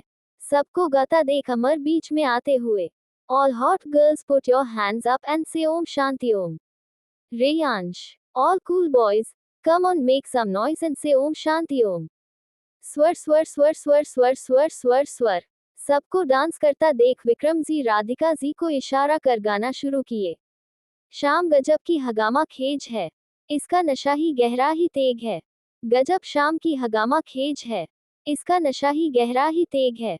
अभिषेक जी आभा जी के पीछे अकार, जुल्फ खुली रेशम रेशम। विक्रांत जी आरती जी को अपने बाहों में भरकर, सांस खुली है मद्म मद्म, ये तो इशारे है। सबके साथ डांस करते हुए।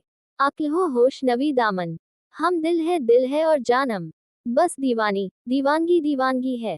स्वर स्वर स्वर स्वर स्वर स्वर। म्यूजिक। स्वर स्वर स्वर दिल दिल स्वर स्वर स्वर स्वर।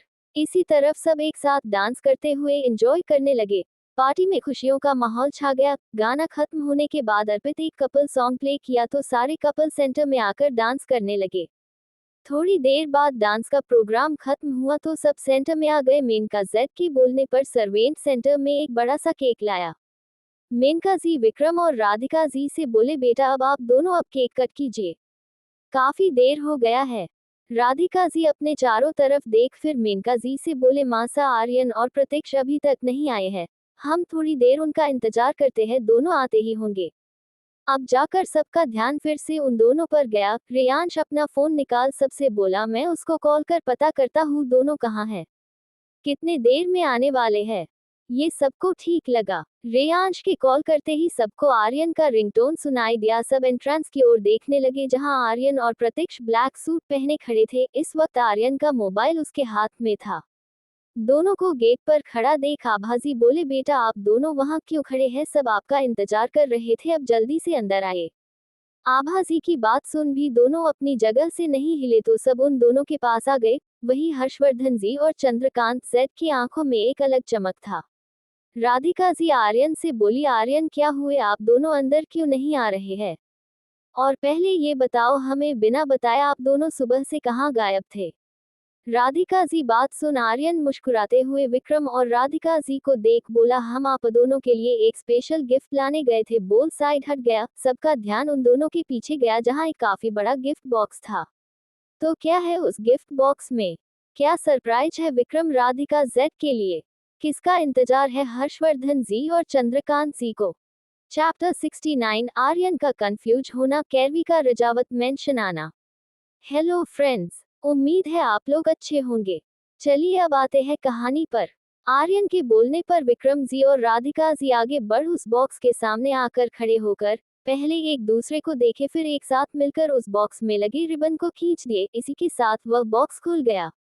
बॉक्स के खुलते ही सब बॉक्स के अंदर रखे सामान को देखने लगे, फिर एक दूसरे को देखने लगे। सबके चेहरे पर अजीब से एक्सप्रेशन आ गए। सब आर्यन को देखने लगे जो मुस्कुराते हुए सबको देख रहा था। आर्यन मुस्कुराते हुए राधिका जी से बोला, आई नो इसका इंतजार आप कब से कर रही है, आपका इंतजार खत्म हुआ। अब ये बताएं आपको मेरा सरप्राइज कैसा लगा। मैं जानता हूँ यह आपके लिए प्राइसलेस है।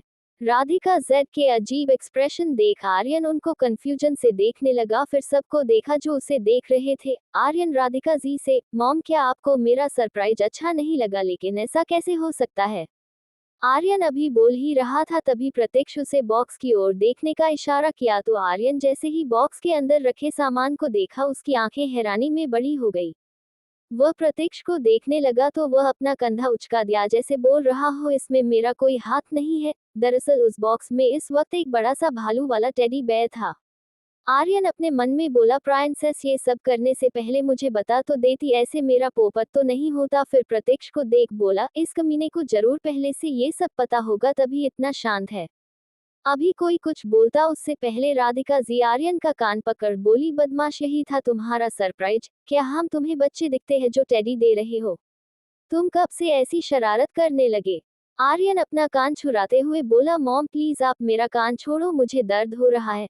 इसमें जरूर किसी और का हाथ है, मैं तो आपको वर्ल्ड की प्यारी चीज लाकर देने वाला था जिसका इंतजार आपको कब से है। आर्यन की बात सुन राधिका जी उसका कान छोड़ अपने आंखों में नमी लिए हल्की आवाज में बोली इस दुनिया में मेरे लिए सबसे ज्यादा प्यारी और खास मेरी प्रिंसेस है, पता नहीं वह कहाँ होंगी। बोल पीछे मुड़ गई। वही विक्रम जेड के चेहरे पर भी उदासी के भाव आ गए। विक्रम जी राधिका जी को संभालते हुए बोले राधिका प्लीज खुद को संभालो, गेस्ट हमारा इंतजार कर रहे हैं। ये सुन राधिका जी शांत हो गई। तभी अभिषेक जी विक्रम जी से बोले काफी टाइम हो गया है, आप दोनों को केक कट करना चाहिए, गेस्ट वेट कर रहे हैं। अभिषेक जेड के बोलने पर सब वापस मुड़ सेंटर की ओर जाने लगे जहां केक रखा था। वही इस वक्त आर्यन के चेहरे पर परेशानी के भाव आ गए, लेकिन प्रतीक्ष बिल्कुल शांत था। चंद्रकांत और हर्षवर्धन जी प्रतीक्ष से कुछ इशारे में पूछे जिसे समझ वह आंखों से उनको सब ठीक होने का इशारा कर दिया, जिसे देख आर्यन अपनी आंखें छोटी कर उसको घूरने लगा। अब उसको सब कुछ समझ आ गया।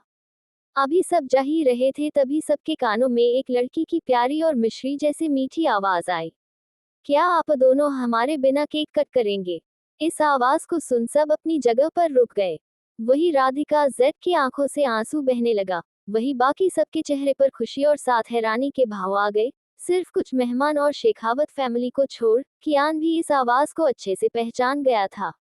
सब पीछे मुड़कर देखने लगे लेकिन किसी को कुछ नहीं दिखा। तभी सबको वापस आवाज आया, आप लोग इधर उधर कहाँ देख रहे हैं, हम आपके सामने हैं। फिर नौटंकी करते हुई बोली लगता है सब हमें भूल गए इसलिए कोई हमें पहचान नहीं रहा है। अब जाकर सबका ध्यान उस बड़े से भालू पर गया। आवाज उस भालू से आ रहा था। राधिका जी आगे बढ़कर जल्दी से उस भालू के सिर को हटा दिए। इसी के साथ सबके सामने वह प्यारा मगर बेहद खूबसूरत चेहरा आ गया जिसकी खूबसूरती शब्दों में बयां करना मुश्किल है, जिसका इंतजार सबको पीछे 1 महीने से था। उन सबके सामने कैरवी मुस्कुराते हुए खड़ी सबको अपने मासूम भूरी आंखों से देख रही थी। राधिका जी आगे बढ़ कैरवी को अपने गले लगा रोने लगी। आज उनके दिल का दर्द और डर आंसुओं में बाहर आ रहा था। आज जाकर उनके दिल को शांति मिला। वही कैरवी को अपने सामने खड़ा देख सबकी नजरें उस पर जम सी गई। बिना पलके झपकाए सब उसके खूबसूरत चेहरे को देखने लगे। इस वक्त कैरवी एक एंजल लगा रही थी जो कि वह सच में थी। कीर्ति पहले से कहीं ज्यादा खूबसूरत लग रही थी। जब से उसकी शक्तियां जागृत हुई है तब से उसके चेहरे पर एक अलग तेज दिखने लगा है जिसे कोशिश करने के बाद भी वह पूरी तरह से छुपा नहीं पाई। राधिका जेड के रोने पर सबको होश आया। विक्रम जी आगे बढ़कर राधिका जी और कैरवी को एक साथ अपने गले लगा लिए। इसी के साथ उनकी आंखें सुकून में बंद हो गया। उनकी आंख से एक बूंद आंसू आकर कैरवी के कंधे पर गिरा, जिसे महसूस कर कैरवी अपना एक हाथ आगे बढ़ा विक्रम जी को हक कर ली। कैरवी के ऐसा करते ही विक्रम की पकड़ कीर्ति पर कस गई। कैरवी अपने परिवार को काफी ज्यादा मिस की थी। यहाँ सबके लिए कैरवी उनसे 1 महीने नहीं मिली थी, लेकिन असल में कैरवी उनसे पूरे 1 साल बाद मिली थी। कैरवी को विक्रम और राधिका जेड के गले लगा देख सबके आंखों में नमी आ गया। तभी सबको वापस कैरवी की प्यारी आवाज सुनाई दिया। कैरवी अपने ओठों का पाउट बनाकर विक्रम और राधिका जी का ध्यान भटकाते हुए बोली, मम्मा पापा क्या आप दोनों आज हमारा सैंडविच बनाने वाले हो? हमें दर्द हो रहा है। इतना सुनते ही विक्रम और राधिका जी कैरवी से अलग होकर उसको अच्छे से देखने लगे। विक्रम जी परेशान हो कैरवी को चेक करते हुए बोले, सॉरी प्रिंसेस, हमने ध्यान नहीं दिया, क्या आपको कहीं दर्द हो रहा है?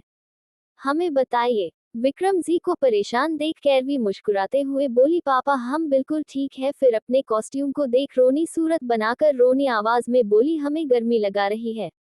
कैरवी के इतने क्यूट फेस एक्सप्रेशन देख सबके ओठों पर मुस्कान आ गया। विक्रम जी अभी कुछ करते उससे पहले अर्पित, अरुण और कियान आगे आकर विक्रम जी को साइड कर कैरवी के आगे खड़ा होकर उसकी हेल्प करने लगे।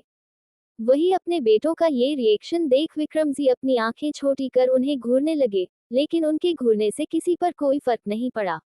अपने भाइयों की हेल्प से कैरवी वह भालू वाला कॉस्ट्यूम निकाल गहरी सांस लेते हुए बोली, फाइनली अब हमें सांस आया। उस वक्त से लग रहा था जैसे हमें कोई कैद करके रखा है। ये सब करना कितना मुश्किल है। कैरवी की बात सुन सब मुकुरने लगे। फिर कीर्ति एक एक सबसे मिलने लगी। अर्पित और कियान कैरवी के दोनों तरफ खड़े हो गए। किसी के हटाने पर भी वह नहीं हट रहे थे। उन दोनों की हरकत पर सारे जेंट्स दोनों को घूरने लगे, लेकिन दोनों पर कोई असर नहीं हुआ। कैरवी के आते ही अभिषेक जी, विक्रांत जी, ऋतिक जी और प्रणव जी बच्चों के जैसे बिहेव कर उससे बातें करने लगे। वहां आए गेस्ट को इतने बड़े बड़े बिजनेस मन को एक बच्ची के आगे ऐसा बिहेव करता देख सदमे में खड़े इन्हें देख रहे थे। अब सबको कैरवी के बारे में जानना था। कैरवी अभी सबसे मिल रही थी, तभी उसका ध्यान दो ऐसे चेहरे पर गया जो कब से अपने चेहरे पर मुस्कान लिए उसे देख रहे थे। उन्हें देख कैरवी के चेहरे पर पहले हैरानी के भाव आ गए, लेकिन अगले ही पल उसके चेहरे पर गहरी मुस्कान आ गया। कैरवी दोनों के पास आकर एक साथ उनके गले लग गई। सब कैरवी और उनसे गले मिली लोगों को देखने लगे। किसी को कुछ समझ नहीं आया तो सब उनके पास आ गए। तो कैरवी किसके गले लगी? क्या होगा शेखावत फैमिली का रिएक्शन कैरवी से मिलकर? कैसी होंगी पार्टी? दोस्तों आप लोग मुझे कमेंट करके बताओ, कैरवी पार्टी में किसे देखी होंगी जिसे देख उसको हैरानी और खुशी दोनों हुआ। चैप्टर 70 रणविजय और वीना के सामने कैरवी का सच, पार्टी में धमाल। हेलो फ्रेंड्स, उम्मीद है आप लोग अच्छे होंगे। अगर कहानी पसंद आ रही हो तो प्लीज इसे लाइक और अपने दोस्तों में शेयर करें। तो चलिए अब आते हैं कहानी पर। कैरवी को उन दोनों के पास खड़ा देख सब उनको असमंजस में देखने लगे। किसी को समझ नहीं कैरवी उन दोनों के पास क्यों गई, और सबसे बड़ी बात उनको कैसे जानती है। राधिका जी बेचैन होकर विक्रम जी से बोली, विक्रम हमारी प्राइंसेस उनके पास क्यों गई? क्या प्राइंसेस उनको पहले से जानती होंगी? राधिका जी की बात सुन विक्रम जी बोले, प्राइंसेस के बिहेवियर से लग रहा है उनको वह पहले से जानती है। इस पर राधिका जी हाँ में सर हिला दी। कैरवी इस वक्त रणविजय शेखावत और वीना शेखावत के सामने खड़ी उन्हें अपने आंखों में एक चमक लिए देख रही थी। कैरवी मुस्कुराते हुए रणविजय जी से बोली, दादाजी क्या आपने हमें पहचाना? कैरवी की मीठी आवाज सुन रणविजय जेड के सख्त चेहरे पर मुस्कान आ गया। बिना जाने उनको कैरवी से काफी अपनापन महसूस होने लगा। कैरवी जब अपने फैमिली से मिल रही थी उस वक्त रणविजय और वीना जी किसी गेस्ट से बात कर रहे थे, इसलिए उनका ध्यान कैरवी पर नहीं गया। लेकिन बाद में जब दोनों कैरवी को यहाँ देखे तो उनको भी हैरानी हुआ। रणविजय जी मुस्कुराते हुए प्यार से कैरवी के सिर पर हाथ फेरते हुए बोले, हम हमारी नन्ही प्राइंसेस को कैसे भूल सकते हैं। हमारा सफर भले ही कम वक्त का था, लेकिन उस दिन के बाद हम आपको कभी नहीं भूले। ये सुन कैरवी की स्माइल दुगनी हो गई। वह झट से उनके गले लग अपनी आंखें बंद कर ली। कैरवी के गले लगते ही रणविजय जी का दिल सुकून से भर गया। कैरवी को सिर्फ रणविजय जी से बात करता देख वीना मुंह बनाते हुए बोली, क्या आपको सिर्फ आपके दादाजी याद है, हम नहीं? वीना जी की आवाज सुन कैरवी रणविजय जी से अलग हो प्यार से वीना जी के गाल पर किसकर उनके गले लग मुस्कुराते हुए बोली, ओह ब्यूटीफुल दादी, हम आपको कैसे भूल सकते हैं। आप हमारी जिंदगी के स्पेशल इंसान में एक है। कैरवी की प्यारी बातें सुन वीना जी मुस्कुराते हुए उसके सिर को सहलाने लगी। वही रणविजय जी और वीना जी को इस तरह बिहेव करता देख वहां खड़ा हर इंसान सदमे में जा चुका था। रणविजय जी एक मिलिट्री ऑफिसर रह चुके हैं जो अपने कोल्ड बिहेवियर और डिसिप्लिन के लिए जाने जाते हैं। इसके चेहरे पर बहुत कम एक्सप्रेशन आता है। वही वीना जी का बिहेवियर भी कुछ हद तक अपने पति के जैसा है। दोनों में फर्क इतना है, रणविजय जी अपने इमोशन अपने फैमिली के सामने भी दिखा नहीं पाते हैं, वही वीना जी अपने इमोशन अपने फैमिली के सामने दिखाती है। रणविजय जी को मुस्कुराते देख सबसे ज्यादा हैरान रजावत, राठौर और शेखावत फैमिली थी। कियान और कियारा आंखें फाड़े अपने दादाजी को देख रहे थे। कियान हैरानी में अपने पास खड़े अपने माधव जी से बोला, पापा क्या आपको भी वही दिख रहा जो मुझे दिख रहा है? मुझे ऐसा लग रहा जैसे ये कोई सपना है। कियान की बात सुन माधव जी उनके हाथ पर चिकुटी काटे तो कियान के मुंह से आवाज निकल गया। वह माधव को देखने लगा तो माधव बोले, सपना नहीं सच है बेटा जी। ऐसे पहले ये बताओ कैरवी के बारे में आप हमें कब बताने वाले थे? बोल कियान को घूरने लगे तो कियान अपने दांत दिखा वहां से भाग गया। माधव अपना सर हिल वापस सबको देखने लगे। कैरवी वीना जी से अलग हो जैसे ही रणविजय जी के पास खड़ी हुई, कोई जल्दी से आकर उसको अपनी ओर खींच लिया। कैरवी कुछ समझ पाती उससे पहले कोई आकर उसके दूसरी ओर खड़ा हो गया। कैरवी अपना सिर उठा अपने पास खड़े इंसान को देखी तो कंफ्यूज हो गई। उसके एक तरफ हर्षवर्धन जी और वही दूसरे तरफ चांदकत जी खड़े रणविजय जी को घूर रहे थे। वही रणविजय जी अपनी आंखें छोटी कर अपने दोस्तों को देखने लगे। चंद्रकांत जी, हमारी प्राइंसेस से तुम दूर रहो, अपने इस खौफनाक चेहरे से मेरी बच्ची को डरा दोगे। चांदकांत जी की बात सुन रणविजय को गुस्सा आने लगा। वह अपनी कोल्ड आवाज में बोले, तुम्हारी हिम्मत कैसे हुई हमारी राजकुमारी की अपनी बोलने की, उससे दूर हटो। रणविजय जी बात सुन चांदकांत जी फुल एटीट्यूड में बोले, फॉर योर काइंड इन्फॉर्मेशन, जिसे तुम अपनी बोल रहे हो वो हमारी यानी चांदकांत रजावत की एक इकलौती पोती कैरवी विक्रम रजावत है। चंद्राकत जी बात सुन रणविजय और वीना जी हैरानी से कभी कैरवी को देखते तो कभी विक्रम राधिका को। उनको विश्वास ही नहीं हो रहा था, अभी वो दोनों हैरानी में खड़े थे। तभी प्रत्यक्ष सभी गेस्ट को देख विक्रम और राधिका जी से बोला, अंकल आंटी पहले आप लोग केक कट कर लीजिए, गेस्ट वेट कर रहे हैं, पार्टी के बाद हम बात करेंगे। प्रत्यक्ष की बात सुन सबको एहसास हुआ सब इस वक्त कहाँ है। कैरवी विक्रम और राधिका जी को देख मासूमियत से बोली, मम्मा पापा प्लीज आप दोनों केक कट करो ना, हमें भूख लगी है। कैरवी की मासूमियत और उसके प्यारे चेहरे को देख विक्रम जी अपनी बेटी को गले लगा बोले, आज हमारी प्राइंसेस हमारे साथ केक कट करेगी। बोल कैरवी और राधिका जी का एक एक हाथ पकड़ सेंटर में आ गए। तीनों एक साथ केक कट किए। इस वक्त कैरवी के चेहरे पर एक मासूमियत के साथ बच्चों जैसी निश्चल मुस्कान थी जिस पर सबकी नजरें ठीक गई। कैरवी अपने फैमिली के साथ जिंदगी में पहली बार ऐसे पार्टी एंजॉय कर रही थी। कैरवी के आने के बाद सभी बच्चे मिलकर पार्टी में काफी धमाल मचाने लगे। बच्चों को एक साथ इतना खुश देख सभी बड़े खुश हो गए। कुछ देर बाद पार्टी खत्म हो गया और सभी गेस्ट अपने घर के लिए निकल गए। पार्टी में आए सभी गेस्ट को पता चला चुका था, कैरवी रजावत खानदान की राजकुमारी है। पार्टी खत्म होने के बाद पूरी राठौर, शेखावत, रजावत, अग्निहोत्री, सिंघानिया और रावत फैमिली हॉल में बैठ गई। सबको सच जानना था। सच जानने के बाद सबका कैसा रिएक्शन होगा, कैरवी के कॉलेज जाने पर वापस क्या होगा, क्या कैरवी अपना सच किसी को बता पाएगी। दिल दोस्तों, आशा करते हैं कि आपको हमारी यह कहानी पसंद आई होगी। अगर आपने इस सफर का आनंद लिया हो तो हमारे चैनल ख्याली दुनिया को लाइक करें, अपने दोस्तों के साथ शेयर करें, कमेंट में अपनी राय दें और हमारे चैनल को सब्सक्राइब करना न भूलें। मिलते हैं अगली कहानी के साथ, तब तक के लिए अपने ख्यालों में डूबे रहें। धन्यवाद।